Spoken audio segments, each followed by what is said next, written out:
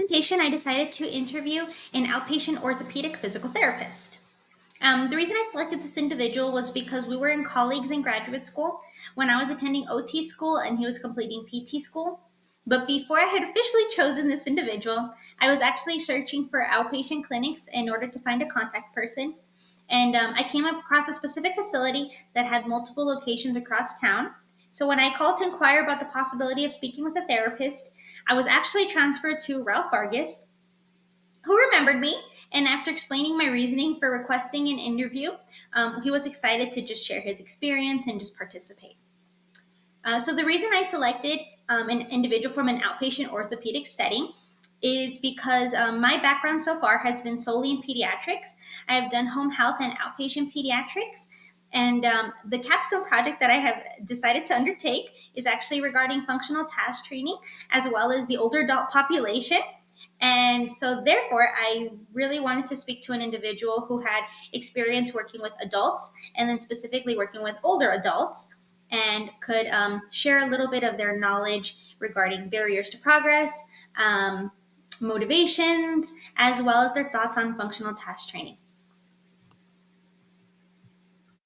So we began the conversation by discussing how long he had been in an outpatient ortho setting, and I learned that he also recently started in an acute care setting.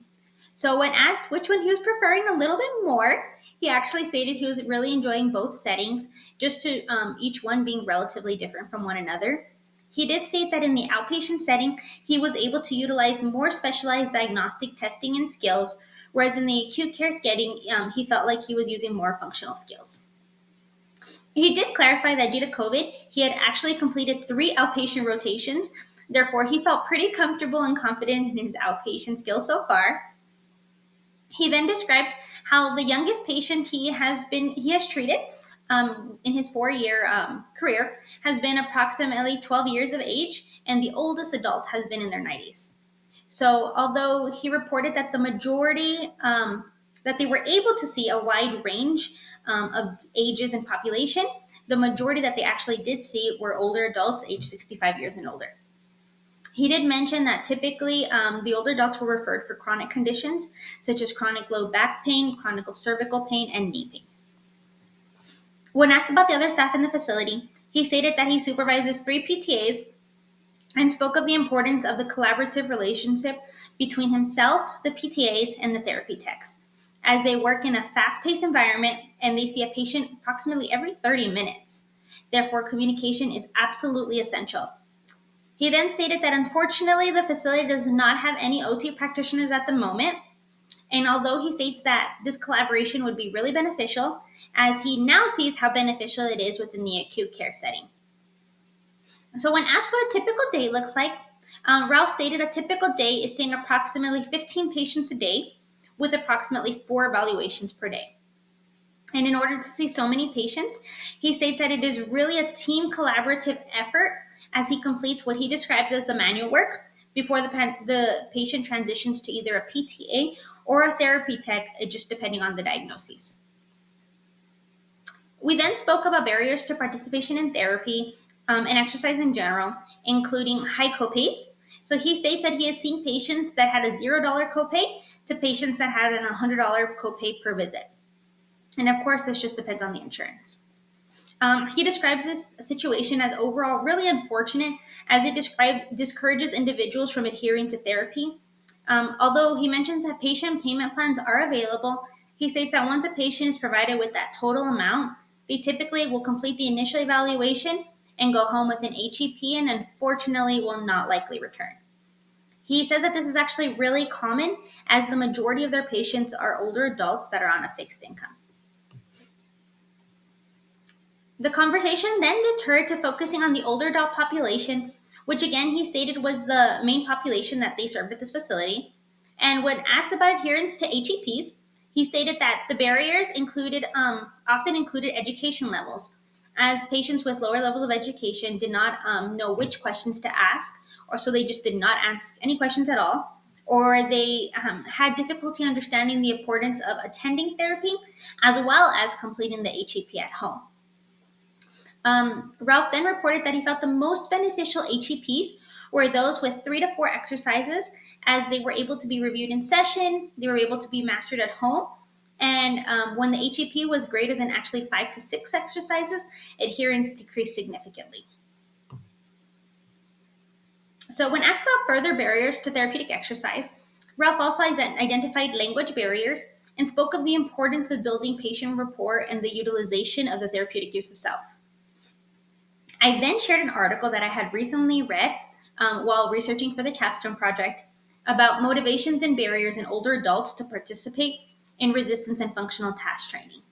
So, the researchers concluded that common barriers include perceived frailty, fear of becoming too muscular, and the fear of exercise, causing further heart attacks or strokes due to the heart rate increasing when completing these exercises. And he was relatively surprised with these responses as well.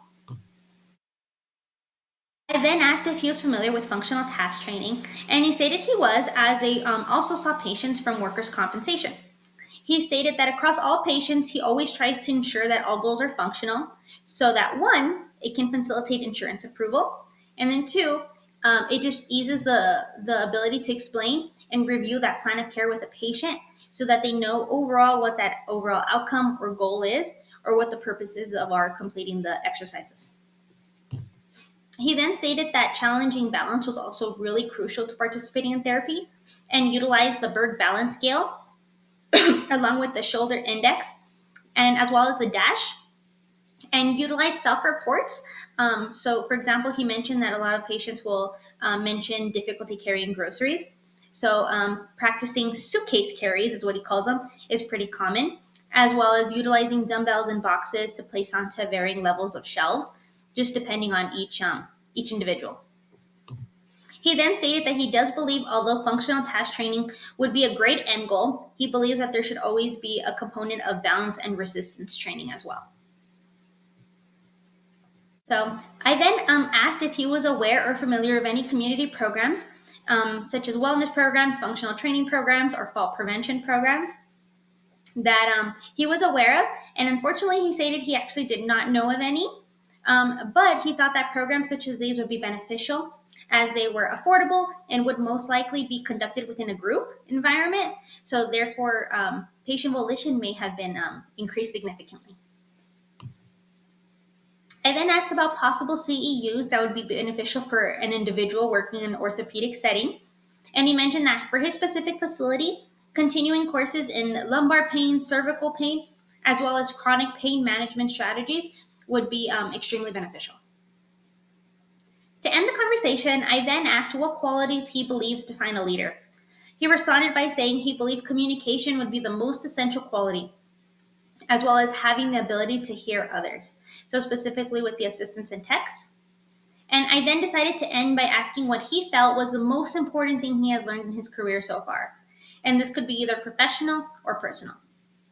He then stated that the most important thing was building that patient rapport, to always ensure that they feel included in the creation of their plan of care and control of the rehab process, as we are just the guides through their journey. I then realized once I had left the facility that I should have asked the following questions. Why do you think your facility does not employ OTs? Have you ever referred out to OTs? And do you think it would be beneficial to have OTs in outpatient in your particular setting, in your particular facility? And that is it. Thank you so much.